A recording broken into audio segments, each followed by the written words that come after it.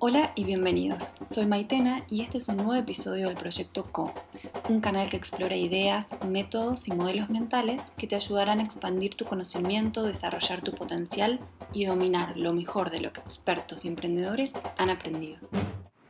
Hoy hablamos con Ana Inés Álvarez, directora ejecutiva de Fundación Avon para la Mujer, y Gabriela Ferreiro, codirectora de Libertate.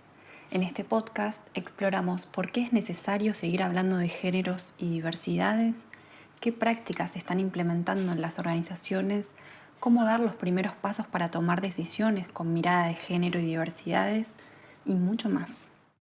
Gaby y Ana, bienvenidas.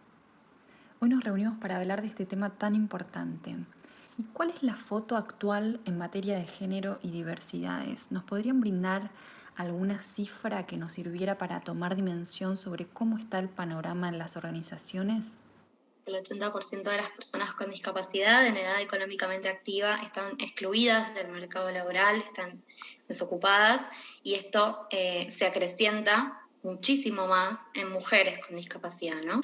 Entonces, este dato que se cruza con el que también conocemos de trabajo doméstico en Argentina, donde el 76% de las tareas de cuidados y domésticas están a cargo de las mujeres, esto es totalmente directo en mujeres con discapacidad que están sumamente excluidas de cualquier otra tarea, ya sea en el ámbito laboral o actividades sociales, recreativas, educativas, etcétera, y nos parece urgente visibilizar esta doble exclusión o doble barrera que encuentran en este momento las mujeres con discapacidad en nuestro país, y es una deuda pendiente no solamente en Argentina, sino también en América Latina. Hay datos visibles. Creo que los números que más llaman la atención, pensando en empresas, son las mujeres en puestos de dirección, ¿no? Y poder entender por qué no llegan. Y algo que a mí me hacía siempre mucho ruido eran los distintos análisis que se veían de por qué no llegan, ¿no? Y cómo operaba ahí el análisis de la meritocracia, que tiene y esconde tanto el no mirar esas diversidades, ¿no? Y no mirar los caminos absolutamente distintos, caminos críticos distintos tenidos que atravesar para poder llegar a cada lugar, que no responden únicamente a motores individuales, justamente responde a estructuras culturales que no permiten que esos procesos garanticen igualdad de oportunidades. Es clave, porque no son cosas que suceden ni naturalmente ni mágicamente, suceden cuando te contestás la pregunta de por qué. ¿Pero por qué? Esto de si siempre fue así, digo, ¿qué esconde el no responder, el no hacerlo? Esconde que no estamos viendo que quien no llega porque tiene muchas otras barreras que sortear, muchas barreras que tienen que ver con estructuras culturales que hacen que se queden afuera, que ni siquiera hayan empezado a mirar la posibilidad de ser y de estar en ese lugar. Entonces yo creo que mirar esa foto y esos números de las mujeres en puestos de dirección es clave. En su opinión, ¿por qué es necesario seguir hablando de este tema? Hablar de género y diversidades, si lo pensamos como una deuda, a veces como que arrancás, viste, a pérdida, ¿no? Yo lo pienso que es una oportunidad. Es una oportunidad de empezar a mirar las organizaciones de otra manera, entendiendo que nos movimos en un escenario binario, blanco y negro, es decir, absolutamente en dos andariveles, que no nos permitía ver a las personas que formaban parte de la organización. Entonces creo que empezar a dar estas conversaciones es una oportunidad para poder también entender a las personas en todo su potencial y viendo qué prácticas estábamos llevando adelante que restringían, aplacaban, ocultaban, negaban la posibilidad de ser personas distintas, con distintos aportes, con distintas trayectorias. El otro día subíamos un post que decía, la vida no es blanco y negro, pero cómo nos cuesta el arcoíris, ¿no? Creo que es la oportunidad de poder empezar a mirar ese arcoíris que nadie niega, que es hermoso y que hace la vida mucho mejor. Bueno, las organizaciones creo que tienen la oportunidad de empezar a ocuparse para mirar mucho más a las personas que forman parte, para mirar qué personas no están formando parte de sus organizaciones y poder realmente tener trayectorias que piensen un 360 de su acción cotidiana. Gaby, ¿vos qué pensás? Bueno, me hago eco de las palabras de Ana y sobre todo en esta palabra que aparece como oportunidad, ¿no? Realmente es una oportunidad enorme poder seguir hablando de igualdad de géneros y también de diversidad, pero sobre todo para ponernos estas nuevas lentes con esta perspectiva de género y de valoración de las diversidades humanas que nos van a permitir sobre todo transformarnos a nosotros y nosotras mismas y transformar la realidad que viene arrastrando injusticias y desigualdades, ¿no? Para ciertos colectivos o ciertas personas que tal vez no se ajustan a una norma dentro de una norma establecida dentro de las organizaciones. Entonces es una gran oportunidad para vernos desde otro lado, con este arco iris completo, como menciona Ana, reconocernos en esa diversidad y todas las oportunidades que nos trae para poder crear nuevas realidades, nuevos mundos y construir entre todos, tanto dentro de la cultura organizacional interna, sino como para afuera, multiplicar oportunidades para todos y todas. Claro. ¿Y por qué las organizaciones empiezan a tomar con mayor seriedad este tema? Y si miráramos 10 años atrás a la actualidad, ¿cuáles han sido los avances y qué es lo que aún falta lograr o alcanzar? Se empezó más porque se planteó que era un tema que había que tomar y en este tiempo, de 10 años acá, se empezó a hacer mucho más claro el porqué. El porqué es que porque realmente no estamos en una posición de igualdad. El porqué es que cuando hay igualdad hay relaciones mucho más fluidas, hay menos violencia, hay una interacción que vale la pena y que genera buenas cosas. Entonces yo creo que hace 10 años empezaban las preguntas. Tal vez de que había que hacerlo. Creo que a lo largo de los años empieza no solo estar hay que hacerlo porque corresponde, porque sin cuestionarnos mucho, sino que empieza un poco más la densidad del por qué tengo que hacerlo. No sé, Gaby, ¿qué pensás vos?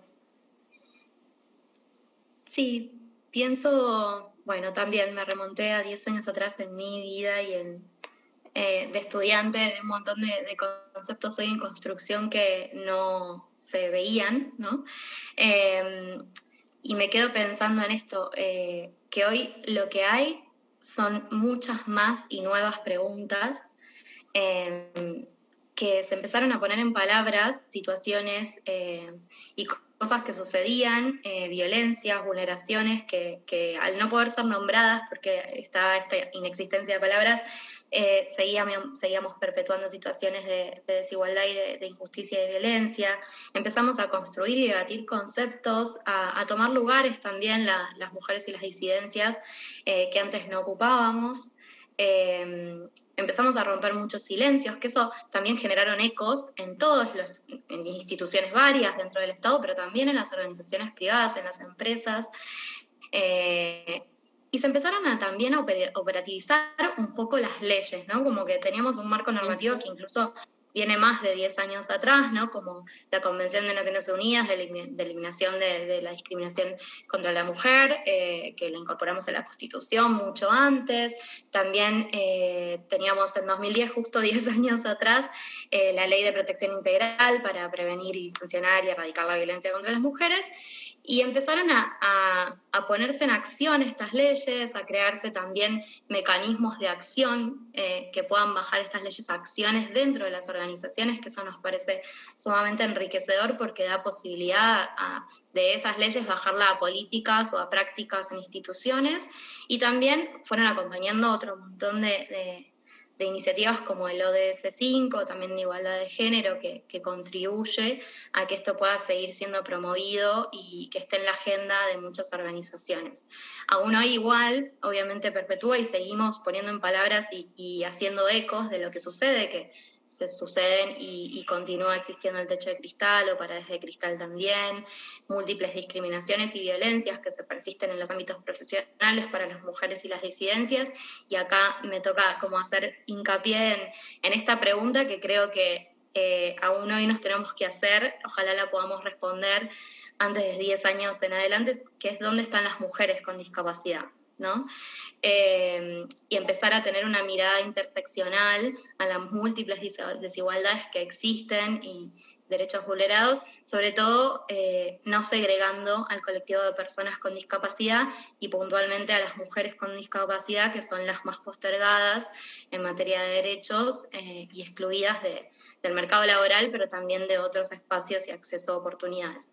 Así que creo que se han logrado muchísimos avances, organizaciones que acompañan muy fuerte y movimientos también de mujeres y disidencias que hacen que estos silencios sean rotos, pero bueno, nos queda mucho en seguir trabajando y construyendo para abrir oportunidades y para enriquecernos de estas diversidades. Desde su punto de vista, ¿qué prácticas organizacionales concretas ya se están llevando a cabo y favorecen a la igualdad de género y a las diversidades? Bueno, prácticas dentro de las organizaciones que conozcamos. Libertate trabaja con organizaciones y con empresas, promoviendo el cambio cultural con una perspectiva de género y diversidad, con foco en discapacidad. Y lo que vemos que en algunos, por ejemplo, en algunas organizaciones se han puesto cupos en los puestos directivos para mujeres, donde antes históricamente las mujeres no tenían espacio, no accedían. También encontramos acompañando a organizaciones que están generando una política de cupo de personas con discapacidad también, con una mirada también de género, licencias extendidas por maternidad y por paternidad, ¿no? Para tratar de romper estas desigualdades de género que son de base, que existen, y poner a las mujeres en las tareas de cuidado y en la sobrecarga de estas tareas que nos pasa. Y también han iniciado un camino muchas organizaciones en una formación profunda en género y en diversidades, que esto nos parece fundamental para promover un cambio cultural a largo plazo y sostenido, que no sea solamente una práctica que sea de hoy, que la organización toma esta formación y que muere ahí, sino que estas formaciones tienden a dejar políticas adentro de las empresas de compromisos en materia de género y en materia de diversidad que son muy interesantes, muchas incluso cambiando hasta el estatuto, promoviendo también objetivos de cumplimiento de la igualdad de género y del trabajo en diversidad, en discapacidad, que nos parece muy interesante, y ni hablar de organizaciones públicas que también acompañamos, que bueno, están en plena implementación de la ley Micaela, y hoy en día nos encontramos también viendo cómo esta ley Micaela también otorgarle una mirada de formación también en diversidad y discapacidad, que nos parece muy interesante para el desafío creo que es romper los guetos de género por un lado, discapacidad por el otro, sino empezar a tomar la mirada de diversidad y de género como desde una manera interseccional, ¿no? Y por último, las últimas que fuimos acompañando fueron campañas internas y externas en empresas para visibilizar las diversidades y también reconocerse uno dentro de esas diversidades, porque si no, seguimos como hablando desde la otredad en las organizaciones, y eso también alarga como el proceso de poder realmente hablar de diversidad desde un enfoque de derechos y desde un enfoque de igualdad. Entonces, que hablar de diversidad es reconociéndonos a todos los participantes y todas de las organizaciones dentro de estas diversidades. Ana, ¿qué pensás? Creo que todo lo que va llegando y lo que fue llegando en este último tiempo tuvo que ver con emergentes que se necesitaba dar respuesta dentro de las organizaciones. Creo que no son muchas las que arrancaron un plan porque había que arrancarlo, a repensar las estructuras, sino como que en la vida muchas cosas parten de un problema que identificás o algo que no conoces y por eso lo ves como un problema, como lo desconoces, decís, bueno, a ver, ¿qué hago con esto? Y yo pensaba en nosotros cuando arrancamos con temática de violencia. Fundación Avon trabaja incluso antes que se sancionara la ley 26485. En el 2008 comienza a trabajar su programa de violencia de género. Y uno lo piensa y dice, pucha, no había ni una ley, no estaba la ley que nos permitía tener ese marco integral, si bien en nuestra Constitución, como bien traía Gaby, formaba parte del Endopará, la CEDAW, todo formaba parte dentro de nuestra Constitución, no teníamos una ley. Y cuando arrancamos empezamos fuertemente a tratar de dar conversaciones que apalanquen el cambio cultural, que traigan la temática como algo que era realmente cotidiano y en lo que había que abrazar, pero también empezaron las conversaciones hacia dentro de la organización, que vinieron después. Entender que también dentro de la organización había que pensar cómo se trabajaba la temática.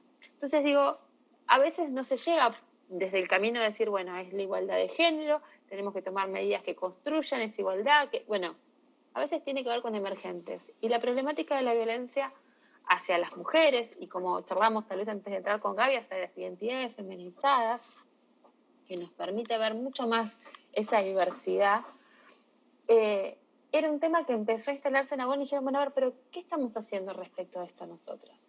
¿Cómo estamos abordando las distintas situaciones? ¿Cómo hay procedimientos dentro de la organización que estructuren una modalidad de trabajo que le permita hacer saber a todas las mujeres de la organización que si viven violencia, se las va a acompañar, se las va a escuchar y que no tienen que ver en ningún momento puesta su fuente de trabajo en cuestionamiento? Porque pasa que las mujeres que tienen empleo en blanco no se animan a contarlo, porque si no hay una decodificación adecuada de eso, si se lee como un problema de ella y no como un problema de la sociedad en la que estamos, de la que nos tenemos que hacer cargo, en muchas organizaciones la terminan desvinculando. Entonces me hacía pensar en cómo a veces uno llega a partir de determinado eje como fue el de violencia. Y en nuestro caso nos permitió empezar a abrazar un montón de otros caminos en torno a construir una organización con perspectiva de género. Y creo que viene lo que decía Gaby al principio, con empezar a abrir todas esas preguntas que transforman los procesos y de alguna manera los sentidos comunes, no solo de las personas, sino de las organizaciones.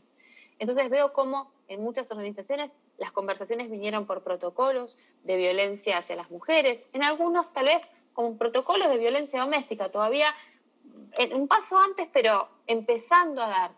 En otros se empezó a trabajar desde una mirada de conciliación vía familiar, como traía Gaby dentro de lo que es las licencias por maternidad, por paternidad, o las licencias familiares, como se empezó a construir en otras organizaciones. Creo que tuvo que ver con medidas y hoy muchas están empezando a ver que esas medidas no pueden ser medidas solas. Puede ser que hayan arrancado por temáticas que empezaron a hacerse presentes y que había que abordar, pero que esto tiene que formar parte de planes que piensen los procesos y que establezcan comunicaciones que permitan sostener esos procesos. Entonces creo que venimos de una etapa de acciones afirmativas muy importantes, pero que tienen que empezar a construirse en un relato mucho más arriba, que empiece a cascadear en todas las áreas de esa organización. ¿Nos podría brindar algún ejemplo de esto? Bueno, a ver, tiene que ver con los planes de igualdad de género y diversidad que muchas organizaciones están encarando, que en algunos casos arrancan, si uno lo piensa, en las empresas hay muchas herramientas, tanto de Naciones Unidas como, no sé, el IPG, que empiezan a proponer primero elementos de autoevaluación. Digo, para poder saber dónde estoy, tengo que hacer un diagnóstico.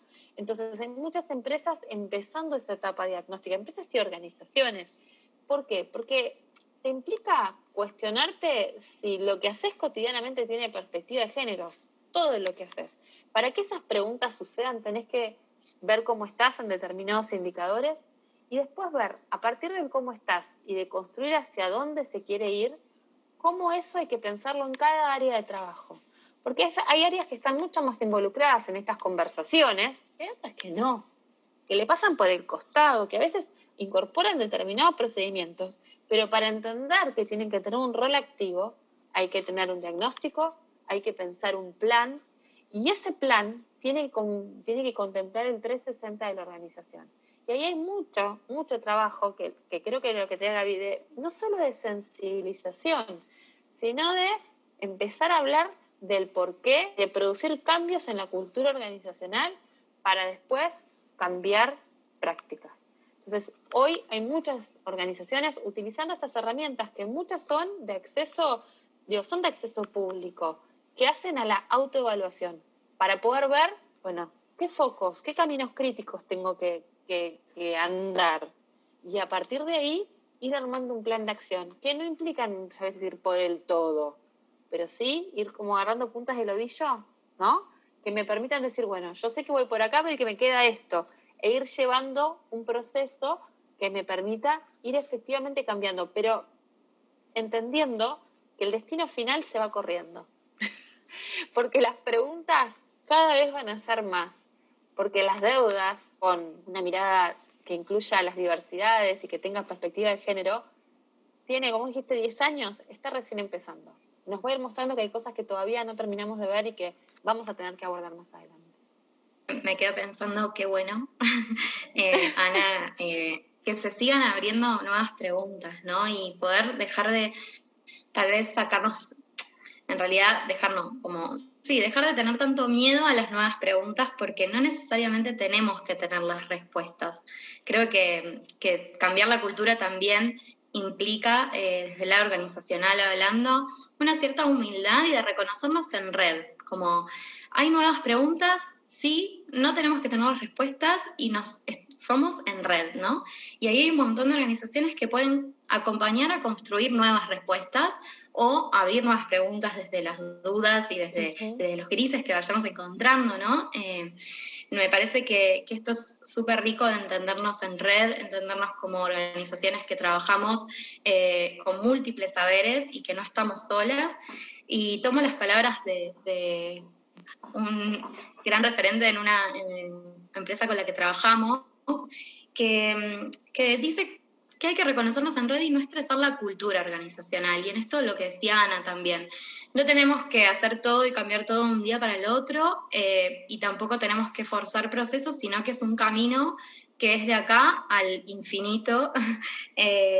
Entonces, el no estresar la cultura es decir, podemos abordar con una puerta de entrada, nosotros le llamamos puerta de entrada al emergente que mencionaba también Ana, ¿no? Que surge para tocar algunos de estos temas, tanto de género, de diversidades dentro de la organización, y empezar desde ahí, ¿no? Como no estresar la cultura queriendo abarcar en un año la igualdad de géneros interna, sino poder empezar de a poco y valorando esa puerta de entrada, porque si surge un emergente cambiar la cultura implica que sea celebrado ese emergente para poder construir desde ahí el cambio cultural que requiere la organización, porque el emergente surge porque la organización también lo demanda, ¿no?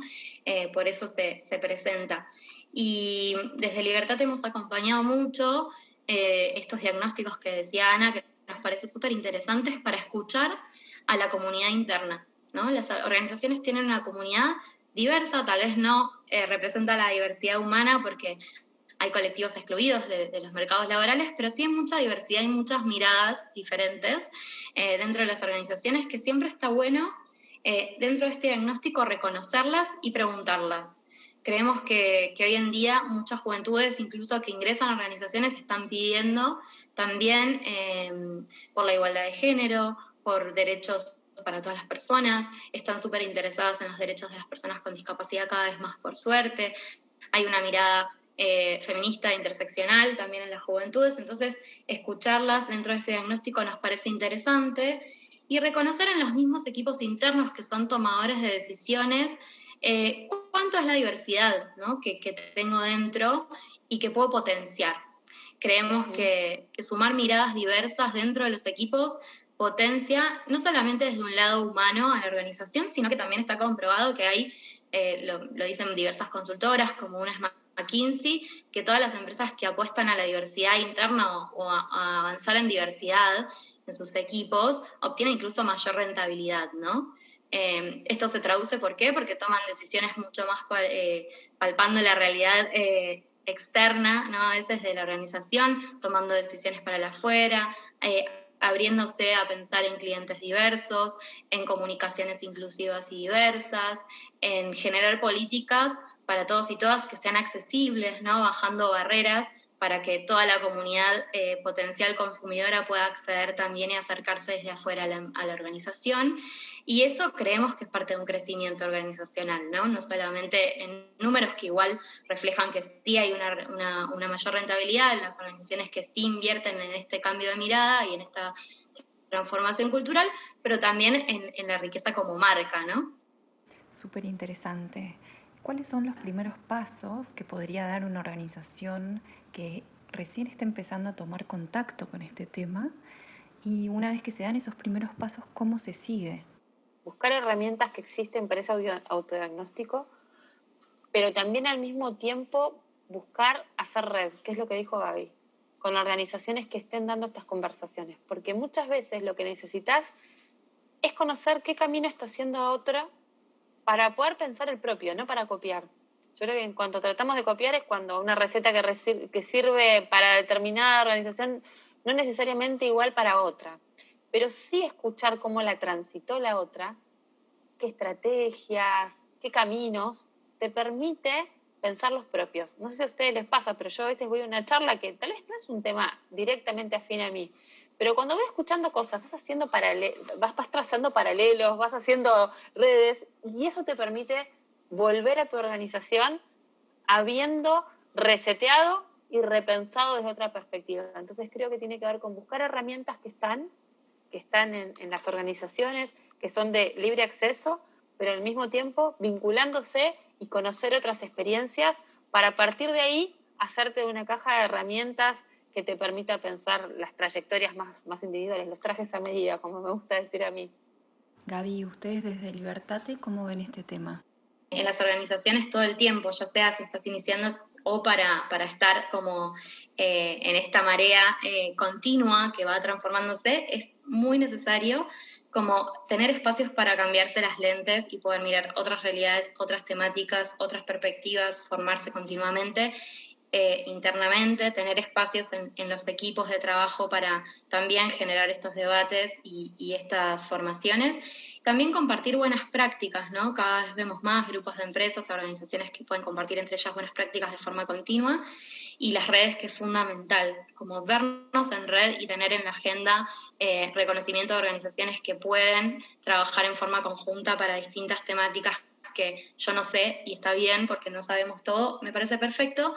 Y sí, para después, a largo plazo, para la sostenibilidad de estas temáticas y estos cambios continuos culturales que vamos a tener para las organizaciones, algo que vemos súper importante desde Libertate es la necesidad de entender que todo el gasto de erogación que se genere, tiempo, recursos, en realidad son inversión para la organización. Una inversión que va a traer réditos enormes y va a seguir perpetuando mayores oportunidades también para esa organización, ¿no? Y va a dar mucha luz interna y luz para afuera. Entonces creemos que la pata de inversión estratégica sobre estos temas, que puedan generar estrategias sostenibles en diversidad, en discapacidad, en género, que puedan ser obviamente agendas flexibles, pero que sí se generen objetivos puntuales, que estén dentro de protocolos, que hayan equipos asignados, hace que la temática no se merme y que no se pierda, ¿no? Y que pueda ser sostenible a largo plazo. Tener objetivos muy claros, pero sobre todo inversión, presupuesto y equipo implicado en la temática para que sea motor de cambio y pueda propulsar esta mirada y transversalizarla a toda la compañía. Ana, Gaby, muchísimas gracias. Ha sido un placer escucharlas y poder aprender, seguir aprendiendo de este tema tan apasionante, tan vigente y tan necesario para crear una realidad más justa y sostenible. Este es el proyecto CO de Efecto Colibrí.